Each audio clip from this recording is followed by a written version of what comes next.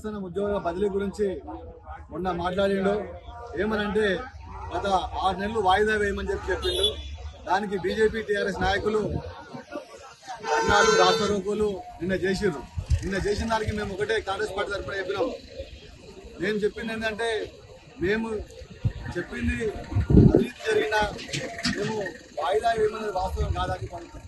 ఈరోజు TRS BJP పార్టీలు నిన్న రాష్ట్రంలో చేసి ఈ అవినీతి మీద వాయిదా వేయ దాని మీద 2 కోట్ల రూపాయలు కుంభకోణం చేశారని చెప్పి మన బీజేపీ పట్టణ పార్టీ అధ్యక్షుడు మాట్లాడిండు. ఎంతవరకు సమావేశం గత 14 సంవత్సరాల నుంచి కూడా దేవస్థానం ఉద్యోగులు ఎక్కడా కూడా ట్రాన్స్ఫర్ కాలేదు. మరి అప్పుడు బీజేపీ బీఆర్ఎస్ గవర్నమెంటే ఉంది. ఇక్కడ స్టేట్ల బీఆర్ఎస్, అక్కడ సెంట్రల్ బీజేపీ, 2 ప్రభుత్వాలు వాళ్ళే ఉన్నాయి. మరి ఆ రోజు మరి ఎన్ని కోట్ల ముడుపులు ముట్టినాయో వాళ్ళు చెప్పాలి. ఎందుకంటే ముడుపుల కేసు అంటున్నారు కదా, కేవలం 10 నెలలు మాత్రం ఎమ్మెల్యే అయ్యి గవర్నమెంట్ వచ్చింది. 10 నెలల గవర్నమెంట్ వస్తే ఈ రోజు ముడుపులు మాట్లాడుతారు. 10 ఏళ్ళు మీరు ఎన్ని కోట్ల ముడుపులు చెప్పారో బీజేపీ బీఆర్ఎస్ పార్టీ మాటలు మాట్లాడాలి. ఎందుకంటే గతంలో రిటైర్డ్ అయిన ఎంప్లాయీస్ తోటి, ఎందుకంటే రిటైర్డ్ అయిన ఎంప్లాయీస్ అయితే వాళ్ళకి రిటైర్డ్ అయిపోయిన తర్వాత ఉద్యోగ అవకాశం ఉండదు కాబట్టి వాళ్ళు చెప్పింది చేస్తారు కాబట్టి వాళ్ళ అధికారులు చెక్కుచెత్తలు ఉంటారనే ఉద్దేశంతో ఇక్కడ ఐటీడీ అధికారులు ఇక్కడ టెంపుల్ గా ఈవో రిటైర్మెంట్ అయిన ఈవోని పెట్టి 10 సంవత్సరాలు అధిక పరిపాలన సాగించారు. అక్కడ కేసీఆర్ గారు కూడా అక్కడ రిటైర్డ్ అయిన అధికారులతో ఐఏఎస్ ఐపీఎస్ తోటి అధికారం సాగించారు. మరి అప్పుడు జాగి రాలేదా బీజేపీ వాళ్ళకు? సెంట్రల్ ప్రభుత్వం ఉంది. సెంట్రల్ ప్రభుత్వం ఉన్నప్పుడు ఇక్కడికి వచ్చి రిటైర్డ్ అయిన అధికారులు ఎలా పరిపాలన చేస్తారని చెప్పి ఆ రోజు ఎందుకు ధర్నాలు చేయలేదు? ఆ రోజు ఎందుకు రాస్తారోకోలు చేయలేదు?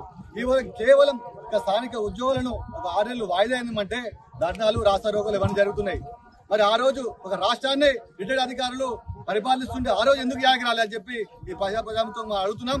రేపు ఏది ఉన్నా సరే అవినీతి అని చెప్పి అంటున్నారు కదా, అవినీతి మేము చేయలేదని చెప్తున్నాం. చేసిందంటే కూడా ఈ రోజు పాదాల కాడికి వచ్చినాం. ఇక్కడ పాదాల కాడ కొబ్బరికాయ కొట్టి మేము పాదాల సాక్షిగా మా ఎమ్మెల్యే గారు అవినీతి చేయలేదని చెప్పి నిరూపిస్తున్నాం. మీకు శాతం అయితే మీకు దమ్ము ఉంటే మీరు సెంట్రల్ గవర్నమెంట్ కానీ మాజీ ఎమ్మెల్యేలు కానీ అందరూ కూడా ఉన్నారు కదా, మీ అందరూ కూడా వచ్చి ఈ రోజు మా ఇచ్చిన సవాల్ను నిరూపించవలసిందిగా కోరుకుంటున్నాం. ఎందుకంటే ఎమ్మెల్యే అవినీతి అని చెప్పంటుండు. 10 నెలలు ఎమ్మెల్యేలు అవినీతి చేసే పరిస్థితి లేదు.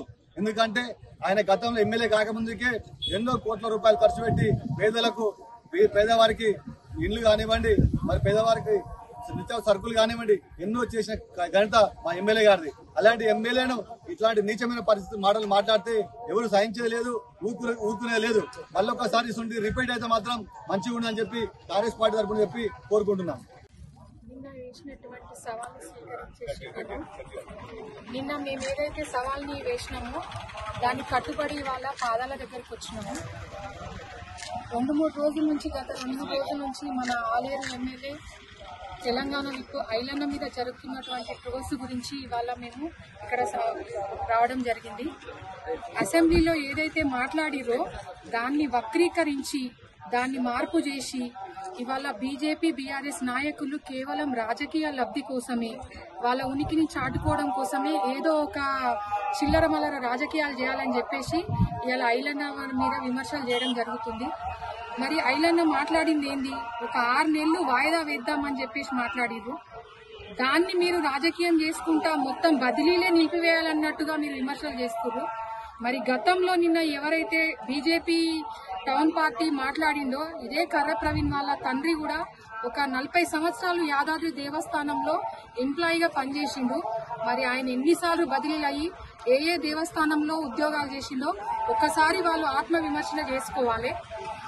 ఒక జ్ఞానానికి బొమ్మ బొరుసు ఎట్లా ఉంటాయో ఇలా బీజేపీ బీఆర్ఎస్ నాయకుల వ్యవహారం కూడా అట్లనే ఉంది. 2 పార్టీలు కుమ్మక్కయ్యి ఇవాళ కాంగ్రెస్ పార్టీ మీద దుమ్మెత్తి పోసే ప్రచారం చేస్తున్నారు. అది ఏ మాత్రం కూడా కరెక్ట్ కాదు. గెలిచి ఎన్ని రోజులైతుంది వాళ్ళ ఐలన్న? 6 నెలలు 8 నెలలు అంతల్ని ఎన్నో విమర్శలు చేస్తున్నారు. గత గెలిచినాక మీరు ఆత్మీయ సమ్మేళనం పెట్టుకుని లూజ్ టాక్ చేసిర్రు కర్రెంకటయ్య గారు. మొన్న ఒక డబ్బా విషయంలో ఆ విషయంలో మీరు ఎన్ని చేసినా కూడా ఇక్కడ భయపడే వాళ్ళు ఎవ్వరు కూడా లేరు కాంగ్రెస్ పార్టీ. ఇక కొంతమంది బీఆర్ఎస్ నాయకులు మాట్లాడతారు అర్హత లేదు, స్థాయి లేదు, కేటీఆర్ బరాబర్ ఉంది, ఐలన్నకు బరాబర్ ఉంది. అర్హత ఇవాళ ఆలేరు ప్రజలు ఇచ్చిరు. 50,000 మెజార్టీ ఇచ్చి మాట్లాడే అర్హత ఇవాళ ఆలేరు నియోజకవర్గ ప్రజలు ఇచ్చిరు. స్థాయి ఇవాళ అధికారంలో ఉన్న ప్రభుత్వం ఇచ్చింది. ఐలన్న బరాబర్ క్వశ్చన్ చేస్తారు. ఇవాళ తెలంగాణ ఇచ్చిన రాహుల్ గాంధీని, సోనియా గాంధీని మీరు విమర్శించే స్థాయి మీకున్నప్పుడు ఇవాళ ప్రశ్నించే అర్హత ఐలన్నకు కరెక్ట్ ఉంది. కాబట్టి ఇంకొకసారి ఐలన్న మీద మాట్లాడకండి. ఇక ముడుపుల గురించి మాట్లాడుతూ, ముడుపులు తీసుకోవాల్సిన కర్మ ఐలన్నకి ఏం పట్టింది? ఆయన ఏ పదవి లేకుండా ఎమ్మెల్యే కాకముందే డీల్రా ఫౌండేషన్ తోని ఎన్నో సేవా కార్యక్రమాలు చేసిరు. ఆ మీ కళ్ళ కనబడతలేదు అవి? అందులో మీ పార్టీ లబ్ధిదారులు కూడా కొంతమంది ఉన్నారు. క్యాన్లు గాని, అంబులెన్స్ గాని, ఎవరైనా చనిపోతే గాని ఎన్నో సేవా కార్యక్రమాలు చేసిరు. ఇవాళ ఆయన సేవలు ఇవాళ ఈ స్థాయికి నిలబెట్టారు. అవన్నీ మీరు ఓర్చుకోలేకనే ఇవాళ ఐలన్న మీద ఇట్లాంటి నిందారోపణలు చేస్తున్నారు. ఇంకొకసారి ఐలన్న మీద మాట్లాడేటప్పుడు సరే ఏదైనా సబ్జెక్ట్ ఉంది, నిజంగానే అక్కడ అవినీతి జరిగింది, తప్పు జరుగుతుందంటే మీరు విమర్శించండి. కానీ ప్రతి దానికి మేము రాజకీయం చేస్తామంటే అంటే ఎక్కడ మీకు భయం అవుతుంది? ఇప్పుడు మీరు ఏడ జనాలు మర్చిపోతారో, మీ బీజేపీని, టీఆర్ఎస్ పార్టీని జనాలు మర్చిపోతారని ఒక భయభ్రాంతులకు గురయ్యి ఇవాళ కేవలము మీరు ఉనికిని చాటుకోవడం కోసమే ఇలాంటి రాజకీయ వేషాలు వేస్తున్నారు. వెయ్యకండి, మానుకోండి. ఇక నుంచి నేను నిన్న వేసినట్టుగా సవాల్ని స్వీకరించి ఇక్కడికి వచ్చినాము. బదిలీలు అని మాట్లాడుతుంది వాళ్ళు టీఆర్ఎస్ పార్టీ వాళ్ళు. 10 సంవత్సరాలు మీరే ఉన్నారు కదన్న అధికారంలో. అప్పుడు గుర్తుకు రాలేవా బదిలీలు? ఒక రిటైర్డ్ అయిన ఈవోని కొనసాగించి ఆమె పీరియడ్ అయిపోయినా కూడా ఆమెనే కొనసాగించి మీరు పరిపాలన సాగించారు కదా. లోకల్లో ఉన్న స్థానికులను కూడా ఆమె ఎంత ఇబ్బంది పెట్టింది మీకు తెలియదా? ఆటో వాళ్ళని రోడ్డు మీద వేసింది కదన్నా.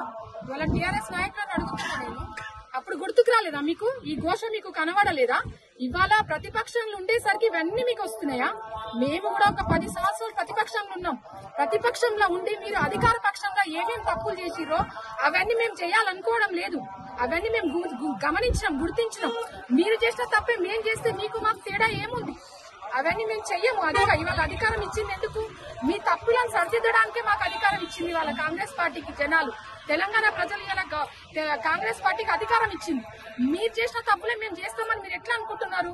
ఇవాళ మీరు మాట్లాడుతున్నారు, రేపు బదిలీలు జరిగాయా? అన్ని దేవస్థానాల్లో జరిగినట్టు యాదగిరిగుట్టలో జరిగాయా? మరి అప్పుడు మీరు అన్న వ్యాఖ్యలు వెనక్కి తీసుకుంటారా? ఒక్కసారి ఆలోచించండి, ఆలోచించి రాజకీయం చేయండి. Thank you. అవకాశం ఇచ్చినటువంటి అందరికీ ధన్యవాదాలు.